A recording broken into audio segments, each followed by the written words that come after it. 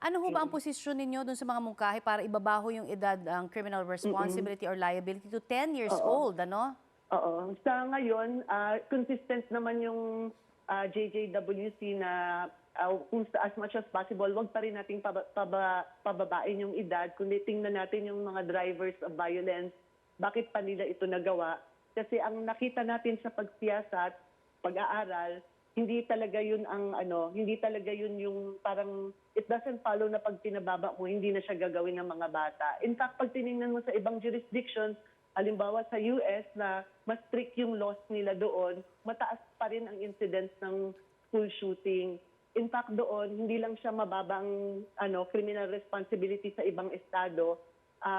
Yung iba, allowed pa na i-try sila as an adult kung grave or serious yung crime. So tingnan natin yung talagang ano ba yung cause or drivers ng violence, bakit ito ginagawa ng bata. Dahil usually, hindi lang yan iisang rason.